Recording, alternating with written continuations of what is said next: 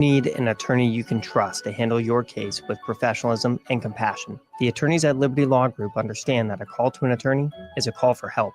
If you've been injured, we want to help you. Liberty Law's experienced attorneys are committed to the pursuit of justice for those injured. Call Liberty Law Group and find out how we can help get you the compensation you deserve. Call 877-42-LIBERTY. 877-42-LIBERTY. Liberty Law Group. Trial attorneys you can trust. Safety is always at the top of mind at Lincoln Electric System. The safety of our employees and the safety of our customers. It's National Safety Month. Visit les.com/safety for tips on all things related to electrical safety. If you're working in your yard, remember never to place landscaping, structures, and fences too close to above-ground electrical equipment. It's unsafe and could cost you financially. Visit les.com for a complete fence and landscaping installation guide. Are you looking to upgrade or improve the garage door on your home? This is Cameron Hall of Doors Plus. At Doors Plus, we guarantee to offer a wide selection of options from 5 leading garage door manufacturers as we deliver a free estimate, exact measurements, and rapid installation with a 3 to 5 week time frame. When you choose Doors Plus for your residential garage door needs, you'll work with our experienced technicians and be ensured that your new door seamlessly complements your home. Give us a call at 402-590-5800 or visit us online at doorsplusllc.com. Doors Plus, garage doors and more. At Fairway Meat Market, you're family, and as part of the family, they want to save you money on your meat and groceries. Fairway has fresh cut meats, seafood, cheese, wine, and spirits, and a friendly staff that's always ready to help you find what you need. Stop by Fairway Meat Market today to plan your weekly meals in the Rockledge Square Shopping Center, just south of 84th and Van Dorn.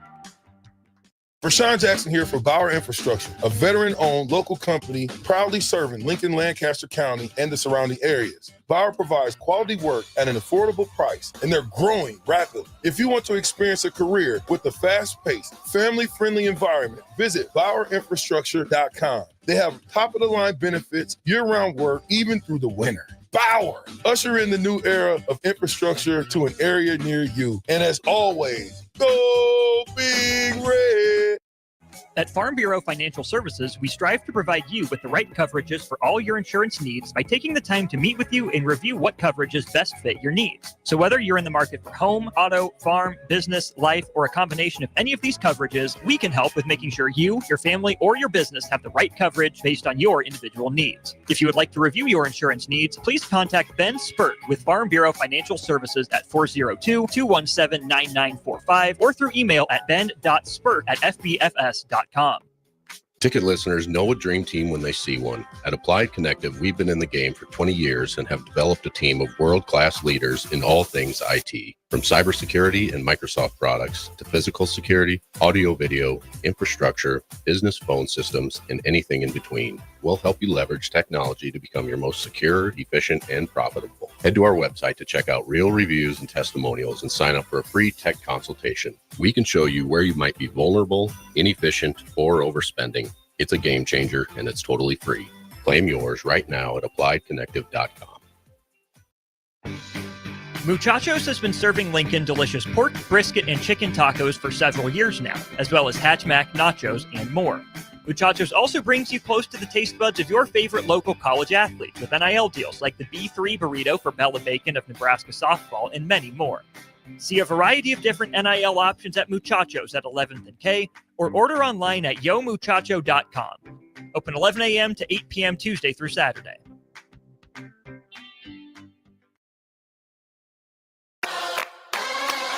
Welcome in to the Corner 3, taking you around the arc of college basketball. From the NAAC to the Pac-12, the WCC to the SWAC. We cover it all now on 93.7 The Ticket. Here is your host, Austin Orman. That's right. Welcome into the Corner 3. I am your host, Austin Orman. Thanks for being along for the ride here on a beautiful Friday night in the 402. If you're listening in Lincoln, let me know. If you're listening from outside of Lincoln, let me know. If you're watching on Facebook, YouTube, or Twitter, you can drop a comment on any of those streams that you're watching, or you can text our Starter Heyman Jewelers text line if you're watching the show live, 402-464-5685. If you're catching the show after the fact via the podcast, don't worry. You can still interact with the show. You can still give your thoughts. The best way to do that is by giving me a follow on Twitter at Austin_Orman. I'll also be in again tomorrow morning. If you're listening live, these air Friday nights at 6, but I'll be in tomorrow morning doing some ticket weekend stuff. So if there's anything I said that sat right with you, that sat wrong with you, we can certainly address that then. What's on the docket for tonight? Well, we're going to talk some good old-fashioned Big East, and I'm not talking 80s. For me, good old-fashioned is, 15 years ago in 2010. So we're going back to 2010-11 in the Big East. I kind of pulled a year out of a hat. Ended up being a pretty great one, actually, for the Big East. So we'll talk about that. And Isaac Trotter of CBS Sports, one of my favorite guys to read in the realm of college basketball. He has been going through conference by conference, breaking down tiers of teams. And this is what I love about what Isaac does. Very rarely does he do rankings. More often he does tiers. And I think tiers are a much healthier way to rank things, or to go about ordering things, I should say. But with that in mind, I am going to be ranking the coaches from the 2010-2011 Big East Conference season. Not ranking them where they were at the time, but looking at their resume as a whole, because that conference was absolutely loaded when it comes to coaching talent. So we'll get into that here throughout the course of the show. Once again, give me a follow on Twitter at Austin_Orman, or you can drop a line 402-464-5685. All right. I don't know how the rest of y'all describe friends, how you would define it when you know a friend is a friend. But for me, a friend is someone who points me back to the basketball I loved to watch growing up. Now, obviously, watching Nebraska men's basketball growing up, you think of, Motel 6 and Phillips 66 on ABC and ESPN. Those games, their studio, absolutely iconic. I was raised on that sort of basketball. Do not get me wrong. The basketball that I probably most identify with that got me into college basketball was, the 20 teens ACC, in that range, right as I was in the middle of my high school career into the start of college. But the type of basketball that I wish we could have on a night in, night out basis in college was that Big East. The one that was around, right after, Conference USA, right before the American. The true Big East, not this Catholic 7 or Catholic 10 that we have going on right now. Get that phooey out of here. That's not the real Big East. To me, the real Big East is Pitt, Notre Dame, Syracuse, Louisville, St. John's, Cincy, West Virginia, Georgetown, UConn, Nova, Marquette, Seton Hall, Rutgers, Providence, South Florida, and DePaul. That's a Big East freaking conference, if you ask me. That's what the Big East needs to be. And yes, I did just name off the 2010-11 standings in order, but are you kidding me? Look at these rivalries that you have just in this conference. You got Pitt, West Virginia, right? You get St. John's, Georgetown, Syracuse, Georgetown, UConn, Georgetown, Nova, Marquette, Seton Hall, Georgetown, Providence, Georgetown has certainly blossomed into one now. You get Louisville in West Virginia, UConn, Nova, Marquette. The number of fantastic games in this conference was off the charts. I mean, this is like prime cardiac Kemba era in 2010, 2011. That's kind of what we're talking about right here. I mean, come on, Kemba Walker. I will give you 4 guesses for who the Big East Player of the Year was in 2010-11. And without Googling it, if you can actually get it correct, you are my type of sicko. The answer is Ben Hansbrough.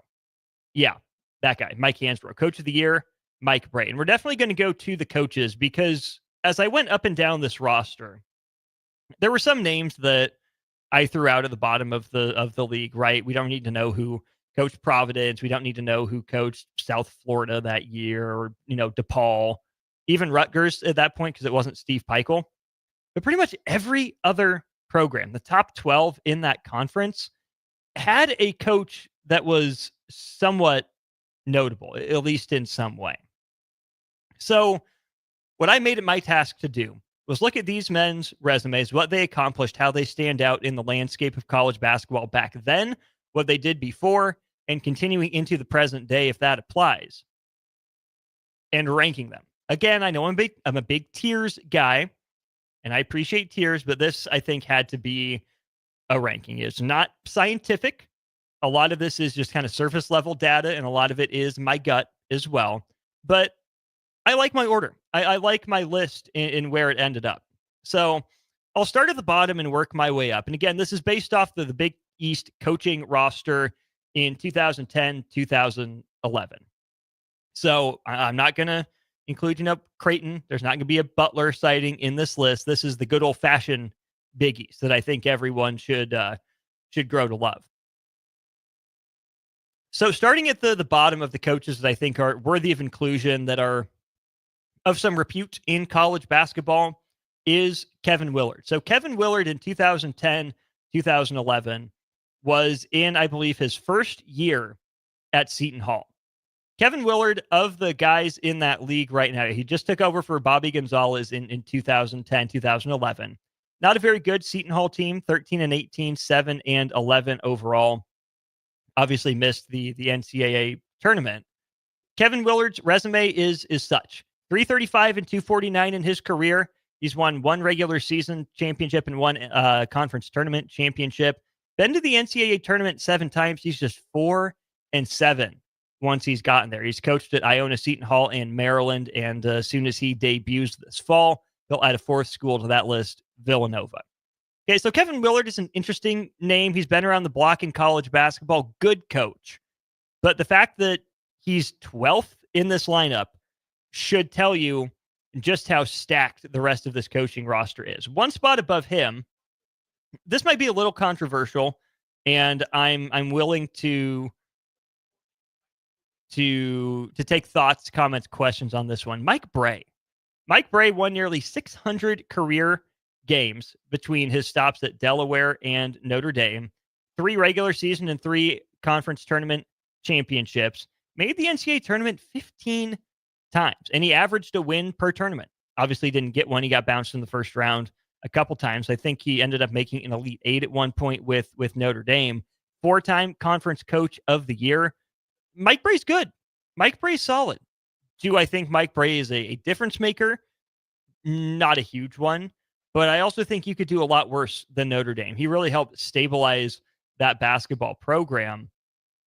And again, in this 2010-2011 year, he got Notre Dame to 2nd in the Big East. The team that year, Ben Hansbrough, Tim Abramitis, Carlton Scott, Tyrone Nash, Scott Martin, Jack Cooley. Who are those people? No one knows who any of those people are.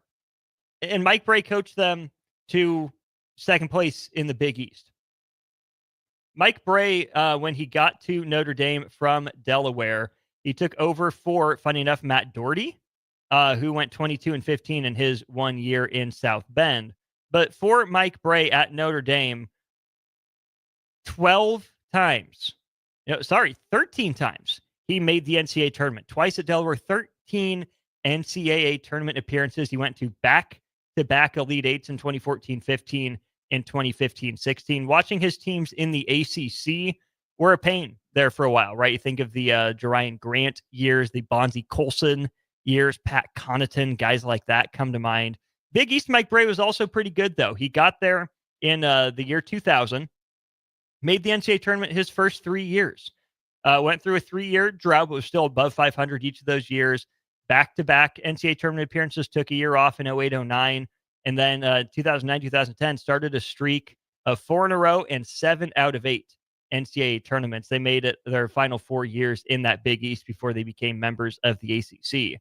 There's nothing wrong with what Mike Brey did at Notre Dame, but I just think there were some other coaches who reached, higher peaks than he did. One guy that hasn't gotten to that level in the postseason, but I think has a pretty good reputation now across college basketball, and a guy I would trust a little bit more with my program, is Buzz Williams. I'm actually going to rank Buzz ahead of Mike Brey in that Big East 2010-11 pecking order. Buzz is 373 and 228 in his career, so very similar record to, say, a Kevin Willard. Buzz has only won 1 regular season championship. He's taken his teams to the NCAA tournament 11 times, where he's 12-11. 1-time coach of the year. Funny enough, it was in the SEC at Texas A&M.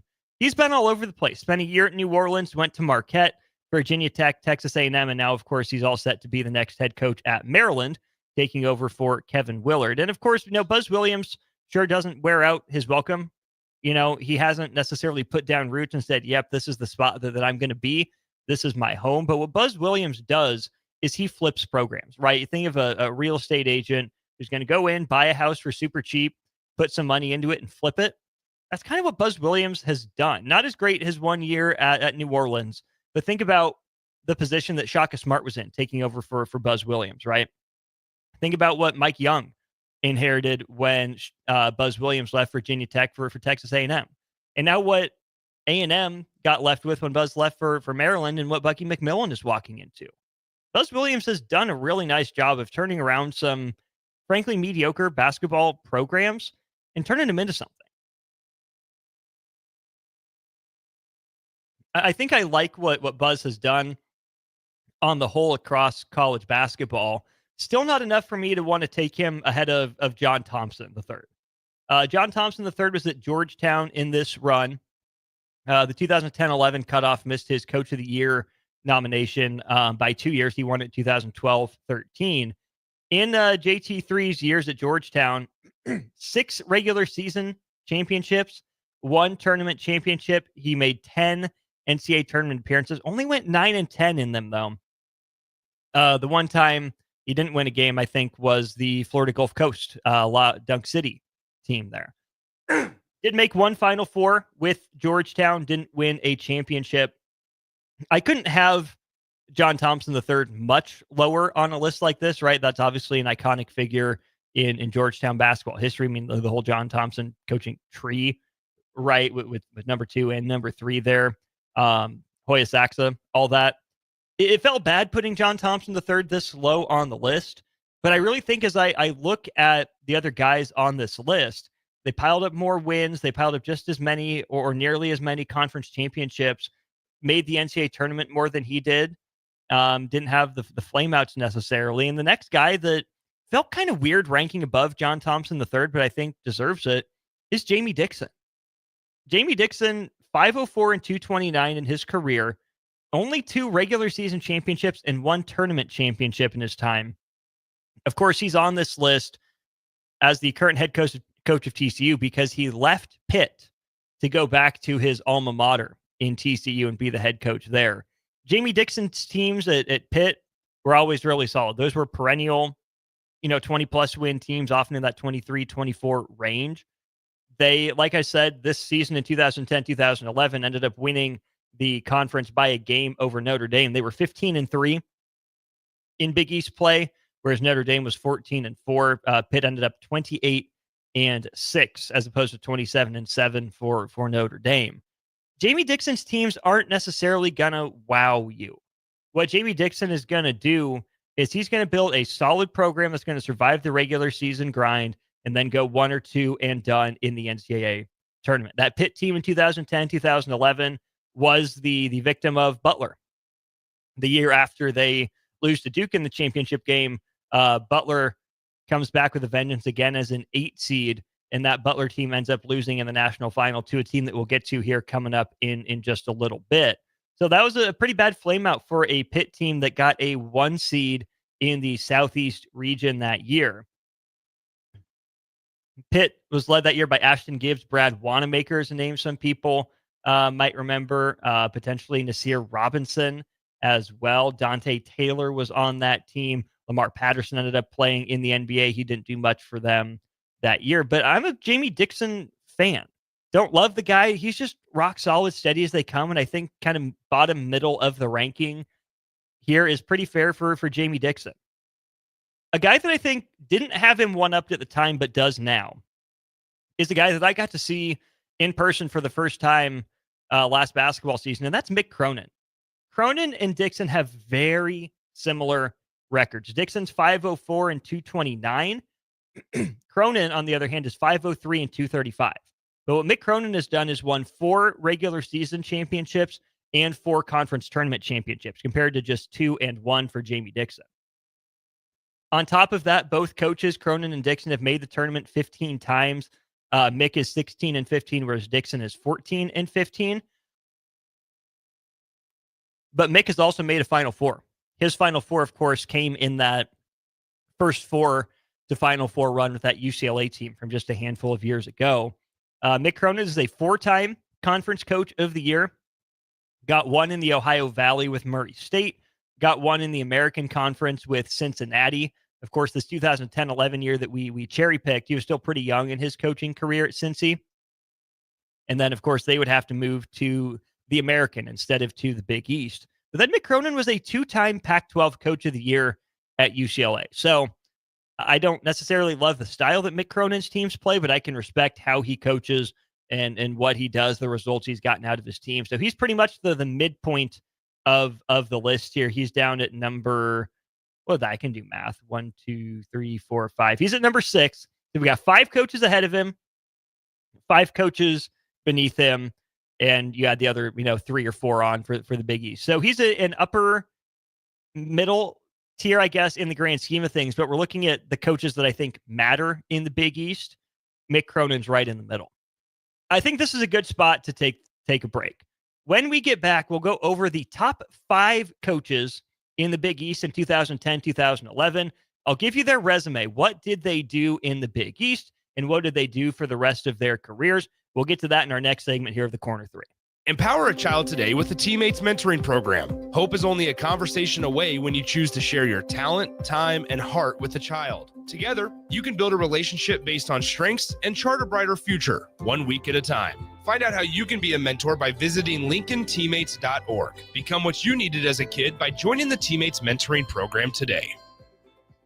At Valentino's, we're on a mission for tradition. On every slice, for every bite. Golden baked crust, cooked to perfection every time. Savory sweet sauce that's made from our own secret recipe. Loaded with the perfect amount of fresh toppings and melty mozzarella cheese. It's the tradition that Nebraskans have come to love. From game day to every day. Valentino's. Taste the tradition. With UBT, you've got total control over your money. Like Doug, who runs his game day tailgate like a well-oiled machine. I got burgers, brats, chicken, dogs, plus all the fixins. And with the UBT Go app, I can track my food spending from anywhere. Pro move. They don't call me Grill Sergeant for nothing. No matter your goals, UBT helps you feel good about reaching them. Union Bank and Trust. Member FDIC.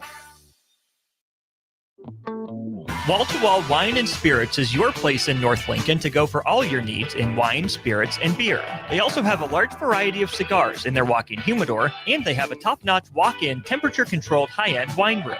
Plus, you can enjoy free samples from their tasting bar. There's only one place to go for all your needs for spirits and cigars. That's Wall-to-Wall Wine and Spirits on North 27th Street in Lincoln.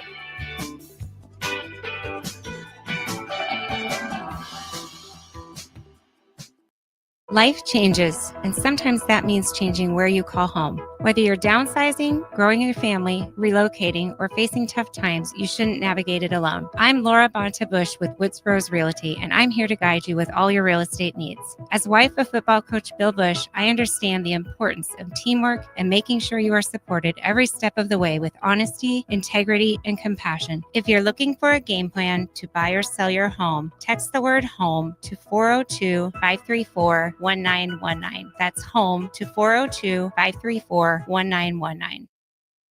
Staying healthy and comfortable starts with the air you breathe. If you're noticing more dust, odors, or allergies, it could be time for duct cleaning from Bryant. Pure Air starts with cleaner air ducts, pair with enhanced filtration and purifications options, and the difference is amazing. When the air you breathe is clean and fresh, your home smells fresher, and your family is healthier. Time for cleaner air in your home? Call Bryant for a free estimate. Bryant Air Conditioning, Heating, Electrical, and Plumbing. 467-1111. Bryant, whatever it takes. Lincoln's new craft cocktail lounge is Bar 48 in Lincoln. Located at 2639 North 48th Street, Bar 48 offers everything from cocktails to beer to wine and so much more. With summer right around the corner, you can always enjoy Bar 48's frozen beverages. Follow them on Facebook to stay up to date on their live music performances every Saturday night. Make plans to visit Bar 48 on North 48th Street in the heart of the University Place neighborhood today. A1 Automotive's second location is now open at 5110 State Hill Drive, just off of Yankee Hill Road. The new location continues to specialize in all makes and models and provides personalized service as they have for 15 years. To honor the new store opening, A1 is offering $25 off any service over $300, $50 off services over $500, and $75 off services that total over $750, all through July 31st. Schedule your appointment today at a1autolincoln.com and visit their new location in South Lincoln at 5110 State Hill Drive. Step into healing at Prairie Orthopedic and Plastic Surgery. Our team of top-notch medical professionals turns pain into progress with state-of-the-art treatments and compassionate care. Visit prairieortho.com and discover the difference in quality orthopedic and plastic surgery services tailored to your unique needs.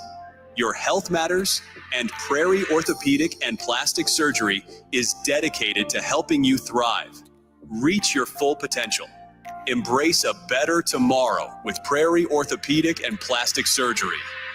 Is it time to replace your home comfort system? Call Bryant and save money in every way. Bryant provides you with solutions that save. Save big immediately with attractive rebates, and save every day with lower operating costs. Most important though, the systems are selected to fit you. The right system, priced right, properly installed. That's the way Bryant works for you. How much can you save? Call Bryant Air Conditioning, Heating, Electrical, and Plumbing for a free estimate. 467-1111. Bryant, whatever it takes. Back to the Corner 3 on 93.7 The Ticket. Here is your host, Austin Orman. Let's get back into it, ranking some notable Big East coaches from the 2010-11 season. I am your host, Austin Orman. Give the show a follow. Interact with me at Austin_Orman on Twitter, or leave a comment, Facebook, YouTube, Twitter, wherever it is you're watching. I'll see it. It'll pop up, and we'll get to it. All right, so not the bottom six coaches, but the bottom six coaches that I ranked here: Mick Cronin, Jamie Dixon, John Thompson III, Buzz Williams, Mike Bray, and Kevin Willard. A lot of big names on there, a lot of notable names, but they're not the heavy hitters. Those were mostly the young bucks in this conference. Let's get to more of the guys at the top of their game in the top of this conference. One of the most iconic names for a team based on their style of play is the closest thing we've seen to the 40 minutes of hell from Nolan Richardson in Arkansas. That was Press Virginia in West Virginia. Bob Huggins, obviously in charge of that team. Huggy Bear, 863 career wins against 389 losses, 11 regular season championships, 10-time conference tournament winner, made the NCAA tournament in 26 years. Huggy Bear could never pay it off with a title, and he's the last coach that we'll mention in this list without one. Did make 2 Final Fours with West Virginia, but just could never pay it off with a championship. 5-time Coach of the Year, once in the Ohio Valley with Akron, 3 times in Conference USA with Cincinnati. Then, of course, he has the short detour at Kansas State before he takes the job in Morgantown, where he ended up winning Big 12 Coach of the Year there in 2014-15. Huggins' teams were no fun to watch, no fun to play against, right? Just ask Baylor, ask Kentucky, ask Duke. West Virginia under Bob Huggins very rarely had, the best player in any given game. But man, if they weren't going to outwork you, they weren't going to outgrit you, they weren't going to out-tough you, you thought you were crazy, right? You think about that 2010-2011 team, not a single player on that list comes to mind except for Joe Mazzulla, the senior guard who averaged 7 points and is more notable for what he did in the NBA later on. The very next year, same story. I doubt anyone could name me more than one player off that roster. 2012-13, same sort of thing. 2013-14, they slip a little bit back to the pack. Then one of his better years was 2014-15, a team that went 25-10, 11-7 in the Big 12. Completely fell apart offensively in the Sweet 16 against Kentucky. They got doubled up in that game, 78-39. They scored 18 points and 21 points in a half. But that's how Bob Huggins was going to go down. He was going to go down with his style, his way, or the highway. And by the end of his tenure, getting closer to it in Morgantown, he had a guy like Javon Carter, who's gone on to carve out a little bit of an NBA career.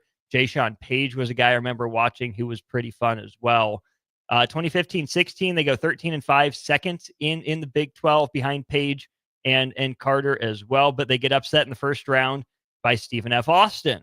That's a game I think a lot of people forget happened back in the 2016 tournament. They really pushed Gonzaga in 2016-17, 28-9 overall, 13th in the final AP poll. Bob Huggins very rarely attracted talent to West Virginia, but just kind of like the Rich Rod effect was for West Virginia football's offense, that's kind of what Bob Huggins was for West Virginia basketball and defense. Obviously, Bob Huggins has run into his fair share of issues off the court with some comments, shall we say, and some issues with alcohol, which is wildly unfortunate. Hope Huggy Bear's doing all right. But, man, you think about Press Virginia, the way his teams played, how he got more out of, less talent on the surface. I didn't love watching Bob Huggins' teams play, but I always had to tune in. I'm more of an offense-forward guy when it comes to basketball, but you had to respect what Bob Huggins was able to do with Press Virginia. Another guy that was certainly an innovator and unique on the defensive end of the game, Jim Boeheim. I've got him at number 4 in this Big East. And if you want to call me a hater, call me a hater. Please, by any means, go ahead and do it. I mean, 1,116 wins against 441 losses in his career, 10-time regular season champ, 5-time conference tournament champ, made the NCAA tournament 35 times, where he won 62 games against just 34 losses. 5 Final Fours for Jim Boeheim is the second most on this list. And of course, he did win a championship behind Carmelo Anthony. Maybe it's just my recollection. Again, I didn't dive in. Some of this was based off my gut, not strictly empirical data. But it always felt like with Syracuse, when you expected them to have a good year because of their talent, they would flame out. And when you thought, oh yeah, the Syracuse team's just kind of there, what are they doing hanging around on the fringes? That's when they would make their surprise Final Four run, or at least get to the second weekend. And I never really appreciated that. There were some really good Duke-Syracuse games I remember watching when they got to the ACC, but Syracuse in that Big East against Georgetown was iconic, against Louisville, against UConn especially comes to mind for me, against Cincinnati, the red versus the orange there. Even Syracuse-Pitt was really fun, quite a bit with Jamie Dixon and Jim Boeheim going head-to-head. It's really hard to attack Jim Boeheim's record until the end of his career, right? Syracuse really fell off, and that's maybe why I push him down the list a little bit here. Of course, that team had to forfeit 7 wins in 2010, 2011, or he'd be up over 1,120 wins. Syracuse just never intrigued me. That 2-3 zone, the guys they had patrolling the middle, just always felt like Syracuse had a lot more NBA talent than they allowed to flourish. And maybe that's unfair. Maybe I'm just, looking back with, rose-colored glasses or whatever you would say to be a Syracuse hater here. I just always felt like Syracuse underwhelmed when they were supposed to be really good. And then they were annoyingly pesky when they were mediocre. I mean, you look at the years for Syracuse that they end up making the Final Four under Jim Boeheim, again, 5 times. And this is a dude who was there for every season since 1976-77. Jim Boeheim was there when Syracuse was an independent for 3 years, and then they entered the Big East Conference after that. When you look at the years that Syracuse made the Final Four under Jim Boeheim, 23-7 as a 4 seed, I was looking at the wrong one. They make the championship game in 95-96 as a 4 seed. They make the championship game with a 30-5 record. That made sense in 02-03 behind Melo. They qualify for the Final Four in 2012-13 when they go 30-10. The year before that, they were 34-3 and they lost in the Elite Eight. And then, of course, the years I think really stands out to me is Jim Boeheim has to take that leave of absence in 2015-16. That team was only like 20-14 at one point. They end up 23-14, 9-9 in conference play. That's one of those teams that went from the first 4 to the Final Four. Didn't really appreciate that about them. And I think that was the last one, if I am doing my math correct. So Syracuse had some legitimately good teams. I never understood how or why they were that good with all that NBA talent being utilized the way it was. But hey, shout out Jim Boeheim for winning over 1,100 games. just not my favorite coach, and maybe I dock him a little bit. But when you see the three guys that I have ahead of him, I think it'll be understandable. Another guy that falls in that boat near Jim Boeheim of how did you do the things that you did was Jim Calhoun. 877 wins, 362 losses. He coached at Northeastern and UConn, 5-time coach of the year, once at Northeastern and four times, with UConn in the Big East. Jim Calhoun, 16 regular season championships and 12 conference tournament championships. That is far and away the most combined conference championships of any coach on this list. He made the NCAA tournament 23 times, which is one less than the number one guy on the list that we'll get to. It's a few less times actually than Bob Huggins. And then, of course, Jim Boeheim had the most appearances of any of these coaches with 35 appearances in the NCAA tournament. But Jim Calhoun really maximized it. In 23 appearances, Jim Calhoun went 51-20, made 4 Final Fours, and went all the way to a championship 3 times. Incredibly impressive work, because when you think about UConn, you think about the women's basketball program, Gina Warriema, and how dominant they were. But UConn's record in the Final Four under Jim Calhoun was basically unimpeachable. It was incredible what he was able to do to get them there, right? You think about them in 99 knocking off that Duke team to win the title. You think about their run behind Cardiac Kemba in this 2010-2011 season. UConn that year finished right in the middle of the pack. They ended up with a 9-9 record in conference play. So they were undefeated in non-conference play. Trying to get their full final schedule pulled up here. Yeah, so their first loss was to Pitt. They lost by 15 in their first conference game of the season. Then lost to Notre Dame about a week later or so. Then you get to Big East Conference tournament time. They blow out DePaul in the first round. They blast Georgetown by 17 in the second round. There's Cardiac Kemba in the quarters against Pittsburgh with the step back. They win at 76-74. They end up beating Syracuse 76-71, and then beat Louisville, whose coach we'll get to here in a minute, in the title game 69-66. 5 games in 5 days for a team that entered as, I believe, the number 9 seed in that conference tournament. Had to play their way up from the gutter to get a chance to. They probably would have qualified for the NCAA tournament as an at-large, but they said, know what, we're just going to remove all doubt from the committee's hands. And then the run that they went on in the tournament. They beat Bucknell. They get a conference foe in Cincinnati, beat them by 9, scraped by number 2 seed San Diego State. I don't remember anything about that San Diego State team, so I gotta pull it up and look at them. They were 34-3 that year. San Diego State was Mountain West regular season and tournament champions, and 34-3 record. Oh, that was the Kawhi Leonard team. That's right. Kawhi's a sophomore, lost to UConn in the Sweet 16. Malcolm Thomas was on that team. Jamal Franklin as a freshman was another guy that got an NBA look. So interesting. I forgot Cardiac Kemba knocked off Kawhi. So then they would beat Arizona. They would squeak one out against Kentucky. So UConn entered as the number 3 seed in the West. They beat number 5 seed Arizona in the Elite 8. In the Final Four, they beat Kentucky by 1, and then Butler made it back to the championship for the second straight year. UConn wins the NCAA equivalent of the 17-3 Super Bowl, 53-41 against Butler. That was a fun Butler team. 28-9 leading into that game, 28-10 after the loss. Gross game, though, 22-19 at half before UConn put the clamps on him, won the second half by a score of 34-19.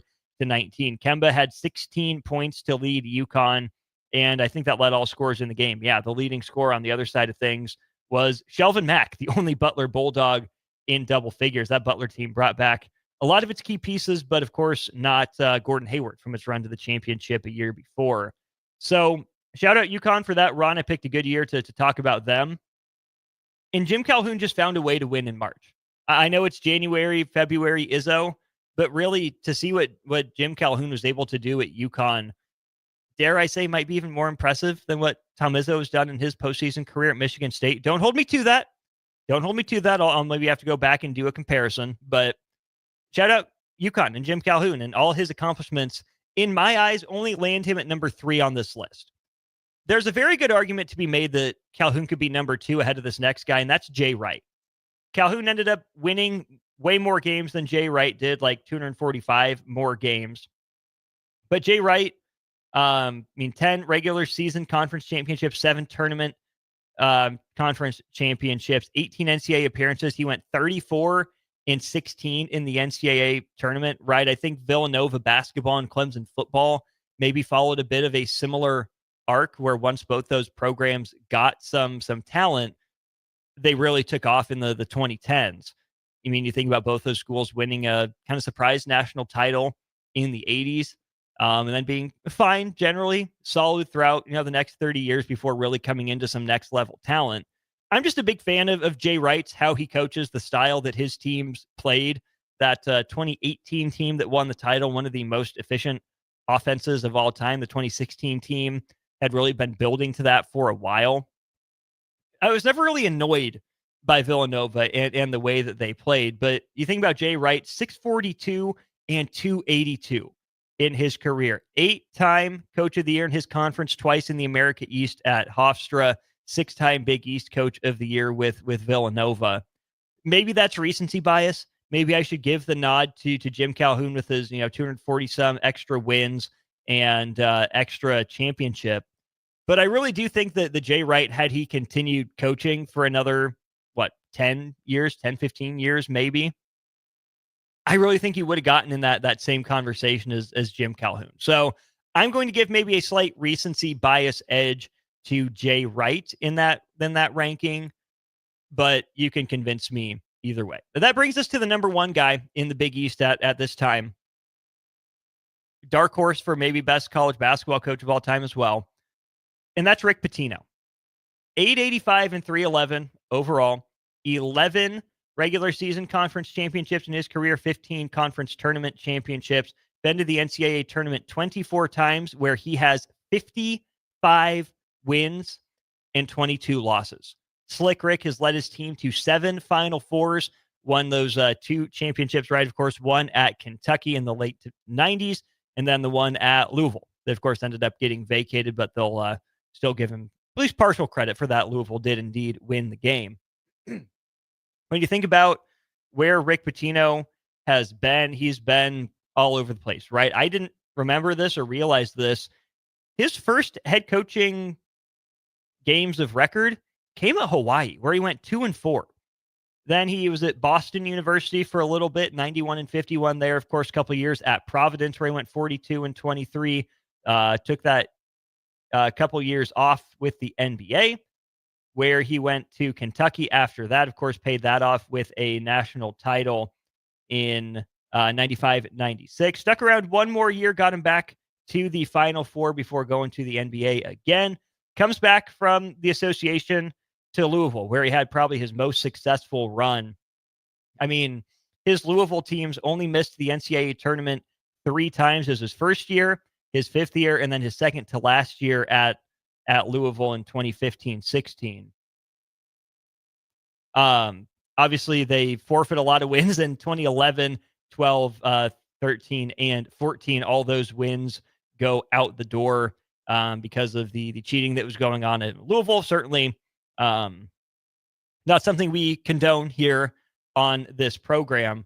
But at Louisville, Rick Pitino was probably at his best. He would also talk me into just how good he was at Kentucky, where they weren't eligible for the conference tournament his first 2 years, and then they won it the next 4. And of those seasons, won 4 in a row. Sorry, 1, 2, 3, 4.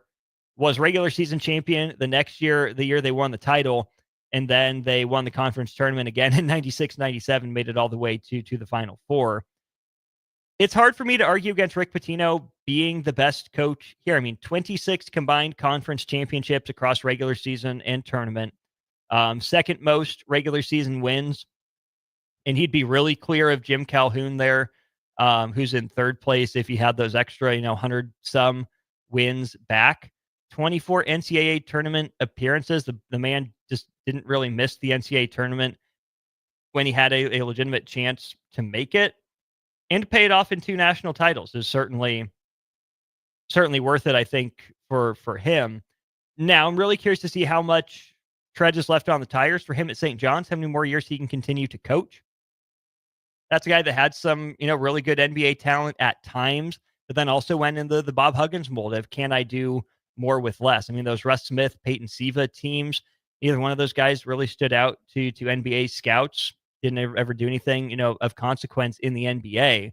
So I just think Rick Pitino is still the godfather of the Big East at that time, and probably still the godfather of college basketball right now. So for 2010, 2011, my final ranking of the Big East men's basketball coaches, I got Slick Rick Pitino, number 1, Jay Wright, number 2, Jim Calhoun, number 3, Jim Boeheim, number 4, Bob Huggins, number 5. The previous 6 coaches I talked about in order as well: Mick Cronin, Jamie Dixon, John Thompson III, Buzz Williams, Mike Bray, and Kevin Willard.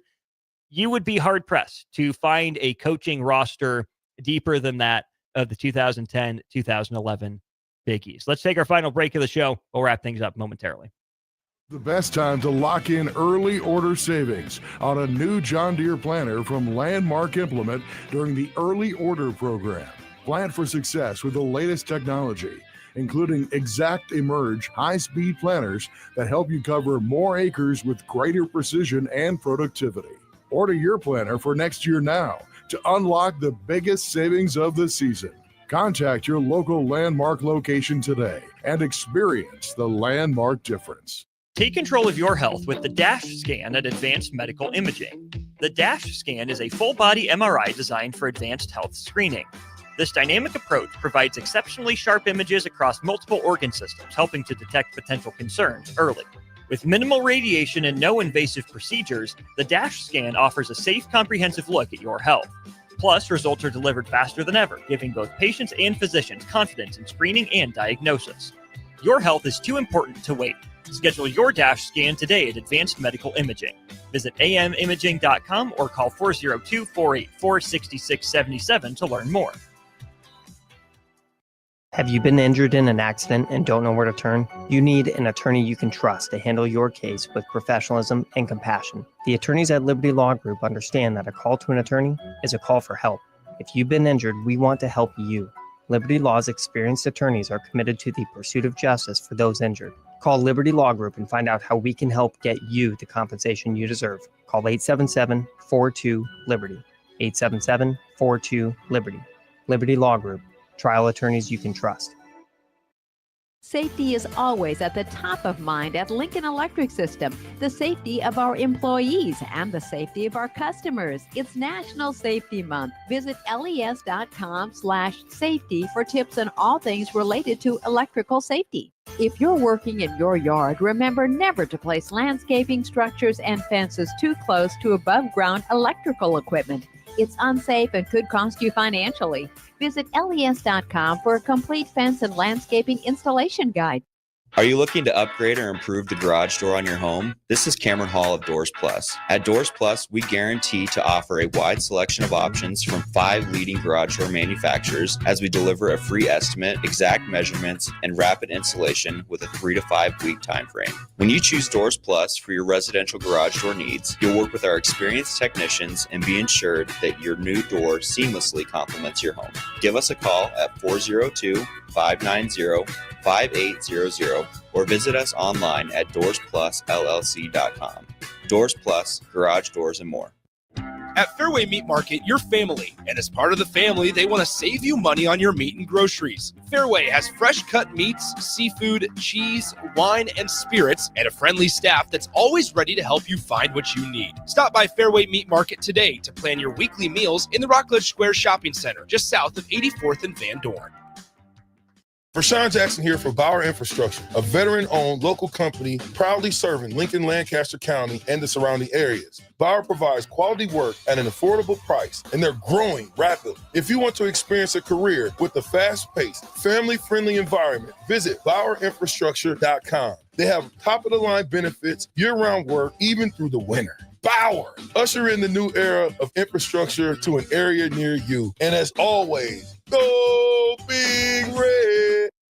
At Farm Bureau Financial Services, we strive to provide you with the right coverages for all your insurance needs by taking the time to meet with you and review what coverages best fit your needs. So whether you're in the market for home, auto, farm, business, life, or a combination of any of these coverages, we can help with making sure you, your family, or your business have the right coverage based on your individual needs. If you would like to review your insurance needs, please contact Ben Spurt with Farm Bureau Financial Services at 402-217-9945 or through email at ben.spurt@fbfs.com.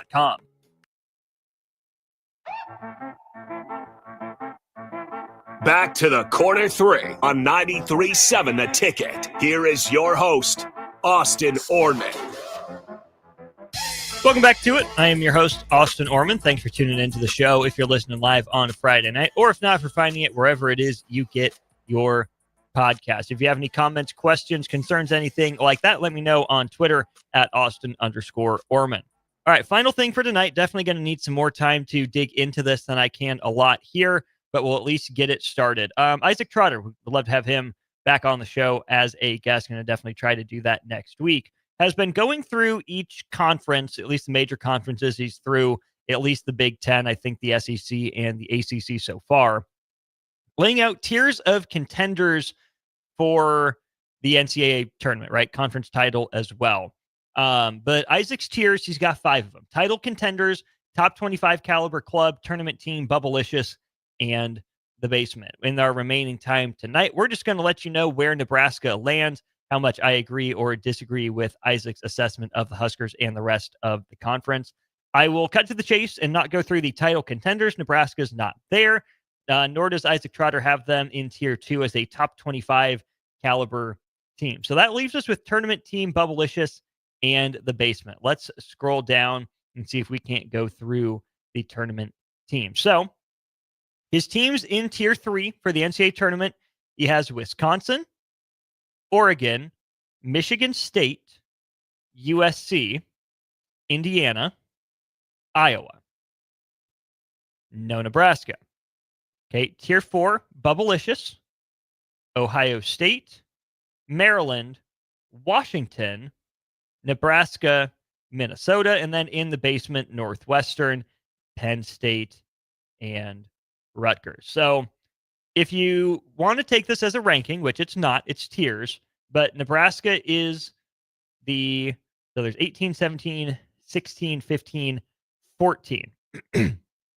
Isaac Trotter, maybe this he didn't say for sure, but essentially, if we go by the order in which he wrote about them, he has Nebraska finishing 14th in the Big Ten. He projects Nebraska's starting lineup as Jamarcus Lawrence, Connor Essegian, Price Sanford, Rink Mast, and Ugnius Drushevicius, which is an interesting starting lineup. I think that would certainly be shooting forward.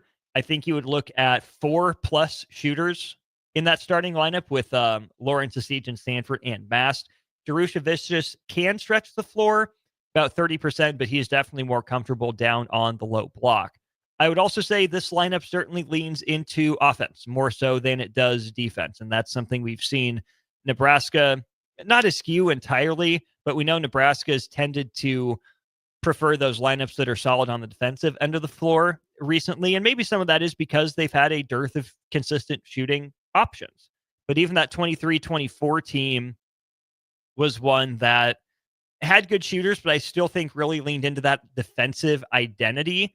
And that's kind of where I think Nebraska would go with its starting lineup. So if I am going to quibble with what Isaac has done in the starting lineup, I would say we're looking at more of a redux, for those of you, REDUX, redo of 23-24 Nebraska. I think that's the identity that they're trying to build. And so if that's the way that Nebraska is going to go, Jamarcus Lawrence, point guard, gets another crack at starting. Okay, yep, that makes sense.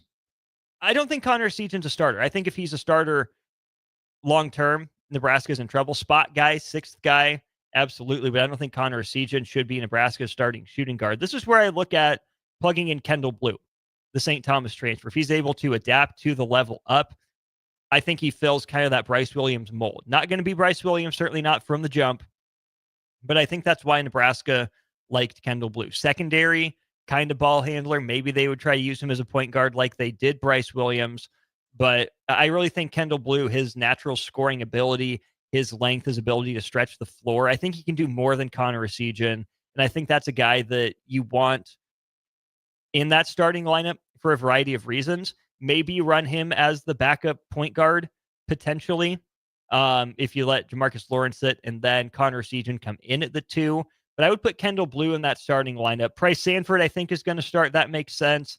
Rink Mass better start. If Rink Mass doesn't start, something went tragically wrong for Nebraska, and the whole tenor of this conversation shifts. And then that 5th starter spot is kind of that swing spot, right? I think Ugnius Jurjevicius is a guy that Nebraska would like to start. You'd have a pretty massive front court in 6'9", 6'10" Rink Mass, and same for Jurjevicius. You might be 6'10", 6'11" instead. I think that's what Nebraska would like. I think those two guys have the opportunity to play off each other pretty well with a high-low game. Oogie didn't necessarily pass a whole lot at Central Michigan. His assist numbers won't jump off the page, but I'm sure he's at least somewhat credible and capable as a passer. But again, if we're going for that 23-24 feel for Nebraska, I think Jurjevicius is more of a true backup to Rink Mass, more than a guy that Nebraska will play alongside him quite a bit. This is where I think a year of development from Berke Boyukdengel could be huge. If he leans into being Josiah Allick, if he's not too cool for school, if he's willing to hustle, rebound, do those little things to not just get on the floor, but stay on the floor, I think that what Berke Boyukdengel can do at his size, of course, the staff pointed out a few times last year, that Nebraska's defensive numbers were at their best when Berke was on the floor. Pretty solid post defender, all things considered. Still need one of those in the Big Ten. Will the outside shot come around? We'll see. But if Berke Boyukdengel settles into the range that Josiah Allick was, right, like a 33, 34% shooter, almost exclusively from the corners and only with his feet set, I like the idea of Berke Boyukdengel in that starting lineup in year 2 at Nebraska. I didn't think it worked well for Nebraska trying to shoehorn him into that Rink Mass role. I think it should have worked better with what we were told Berke's skill set was, but I guess mentally it just didn't click for him. So that's why Nebraska had a lot of those offensive struggles, was because Berke wasn't able to replicate what Rink Mass could do.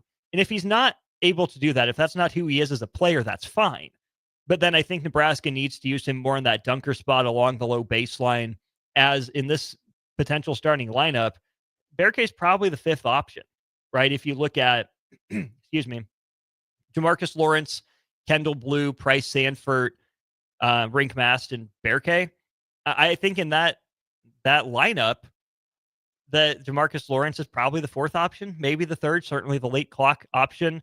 Price Sanford, I don't know what his volume is going to be, what his usage percentage will be, but I think the staff likes him, obviously, as a spot-up shooter. They love him as a spot-up shooter and movement shooter. They seem to like him off the bounce as well, handling and creating a little bit. So I think they want to prioritize him and give him some reps there. But that's where I look at even a guy, could Jared Garcia sneak his way into the starting lineup as the latest addition? I think he's a better fit in that Josiah Allick role. That's pretty much who he's been throughout his college career. Similar body size, probably give Allick a little bit of edge in terms of athleticism and bounciness. But then the sneaky options that we have to talk about, of course, are Braden Frager and, Cale Jacobson. Nebraska looked pretty good with Cale Jacobson in the starting lineup. Do I think he starts at the 4? No. I don't think Nebraska wants, Price Sanford at the 4 long term. I don't think Nebraska would want to start that way. So I think Cale Jacobson is a bench option. And then Braden Frager, that's a guy that Fred Hoiberg said a couple times throughout the year they were close to pulling his red shirt. And then just, a week ago when we were at Matt Talbot for Give to Lincoln Day, Fred Hoiberg said the same thing, brought Braden Frager up by name and said, yeah, that's a guy who impressed us in practice. We think he can really shoot it. His frame is pretty ready. And I wouldn't be shocked to see Braden Frager playing a role for Nebraska this year, maybe more in non-conference than in conference play. But if Nebraska needs some spot minutes, I would say watch out for Braden Frager. Not the biggest guy. I think he's officially 6'5", if I recall off the top of my head. I don't think he's in that 6'7" range quite yet. So he'd be a little bit undersized for the 4, but he can handle a little bit, can shoot it left-handed. They like how his frame, they think, will hold up against Big Ten caliber competition. So I would throw Braden Frager into the mix off the bench, but he's got to prove it first, right? And I don't know if I would put Frager in that mix personally, but the staff seems to like him. So I'm nothing if not a man of the people. I got to get you informed with not just my opinion, but what it is I'm hearing, and that's that the staff really likes Frager. But here's what Isaac Trotter had to say about Nebraska overall. Here's his The Scoop couple of paragraphs. Fred Hoiberg's most important player is back. When healthy, Mass is a masterful manipulator of defenses and will be the hub of everything the Huskers try to run offensively. Jerusha Vicious, a Central Michigan transfer, should give Nebraska some extra low post scoring. Mass will get him the rock with some high-low looks. Asichin and Sanford are high-level off-movement shooters. Mass will get him the ball. Blue, a St. Thomas transfer, is a 6'6 lead guard who Nebraska hopes can step into the vacated Bryce Williams role as a shooter driver off the dribble handoffs that litter Nebraska's gorgeous scheme. The Huskers have plenty of shooting, real positional size, and more than enough front court depth. Boyk and Jalen Garcia can both undoubtedly play in the Big Ten, and Nebraska could easily bring those guys off the bench. And then here's the killer. But the Huskers do not have that dynamic, proven lead guard who can break down defenses in late clock scenarios, and there are legitimate trepidations about this defensive personnel. Also, will Nebraska continue to flood the paint, limit shots at the rim, and invite an avalanche of three-pointers? I think Isaac's concerns about Nebraska mirror mine. I think I brought those up with Strick a couple times here in our earlier offseason sort of conversations. Let's take them in order. Dynamic, proven lead guard, not there. That's what Jamarcus Lawrence is supposed to be. Hasn't necessarily been who he is yet at the college level. He had a chance to develop into that at Nebraska. Didn't necessarily do it. Led to, one of the things I believe that led to him transferring, wanting a bigger role, wanting more of the shots. I think he has the potential to do it, but we've got to see it consistently. Asichin will need to work on the handle, get more well-rounded. Bryce Sanford, we'll see. Sam Hoiberg, not a dynamic lead guard in terms of offensive production. And I would say the same for Cale Jacobson. So I think Jamarcus Lawrence and then Kendall Blue are the hopes for those, as Isaac Trotter says, dynamic, proven lead guards who can break down defenses in late clock scenarios, right? The next concern, legitimate trepidations about this defensive personnel. It's going to be a team defense concept. And when you look at what Nebraska had defensively in 23-24, obviously Sam Hoiberg played a lot of minutes, as did Juwan Gary. But Nebraska didn't really have a team of lockdown defenders, right? Nebraska will be missing Aaron Eulis from this team as well. His ability to pressure the ball. It's going to be, team defense communication will be key, for any defense, but especially for Nebraska, who appears to be athletically limited, if not challenged, based off that starting lineup there. Not hopeless by any means, but Nebraska will be outgunned, I think, especially on the perimeter defensively by a lot of Big Ten teams. So can Nebraska communicate? Can Nebraska pre-position? Can Nebraska pre-switch to eliminate and alleviate some of those issues? Or will we see more of what we saw when Nebraska was a little out of sorts defensively? Not hopeless for that team, but I think what teams figured out from 23-24 to 24-25 was keep working the ball around the perimeter and you'll get an open three. Nebraska did such a good job 2 seasons ago now of forcing non-rim twos. And that's every coach's dream in this analytics era of college basketball. Can we force, more mid-range jumpers, more shots in that, 8 to 13 foot range? And Nebraska did a really good job of that. Nebraska did a decent job of clearing boards after that. And not a lot of teams burned Nebraska from long range. But what has hurt Nebraska in the Fred Hoiberg era has been teams that get hot from three, and that'll kill pretty much every team, and the lack of a perimeter stopper. I just can't get the images of Terrence Shannon Jr. and Wade Taylor feasting on Nebraska. And then even last year, Des Claude, Dylan Harper, Kasparis Yakushonis, guys like that, got separation against Nebraska. They controlled the game late on in those contests and led their teams to victories. So it's not hopeless for Nebraska. Maybe Jamarcus Lawrence steps up to the challenge. Maybe Bryce Sanford says, just because I played at Iowa doesn't mean I don't defend. Maybe there's some dog in Kendall Blue to get out there. But Nebraska doesn't have a true rim protector necessarily. So I think for Nebraska, the important thing is going to be staying in communication on rotations and making sure those are crisp and clean from the get-go. You can't have letdowns like Nebraska had far too many times this year. So that's why Isaac Trotter has Nebraska as a bubblicious team. and why I probably agree. If they are 14th in the Big Ten, like I would guess he's projecting them right now, on the one hand, that's at least enough to make the Big Ten tournament. My guess is it would come down to tiebreakers, and I'd be really curious to see the matchups. I think a team like Michigan, who Isaac has ranked very highly in these rankings here. In fact, I think he has them as the number 2 team in the conference right here. Yeah, the big question for him with Michigan is the shooting, right? Can they develop some more secondary options? Michigan's front court is really good. They load it up. But I would say, honestly, Nebraska matches up pretty well with Michigan. I think they match up decently with Purdue, but we know how that goes typically for Nebraska. I think that Illinois could give Nebraska some troubles stylistically. UCLA, we'll have to see. I think Donovan Dent's one of those guys that could get in takeover mode against this team. And then that's rounding out the top two tiers of national tournament contenders or national championship contenders and top 25 teams. So I think we have a pretty good grasp of what Nebraska's strengths could be and what their weaknesses might be that they need to shore up. I think if Nebraska finishes in the middle of the pack of the Big Ten and gets into the NCAA tournament, that's another step in the right direction for this program. I think they'd have the pieces to do it from the outside looking in, at least right now. So let's leave the episode there. I know we'll have much more to talk about when it comes to Nebraska men's basketball and what the future may hold for that program. But I got to get out of here for the night. Thanks a ton to everyone who tuned in live. If you're tuning in via the podcast, thank you for going out of your way to find it. Hopefully this will be posted to make it slightly easier for you. But it's been fun. Thanks for hanging out here on The Corner 3. We do it live Fridays at 6 here on 93.7 The Ticket and theticketfm.com.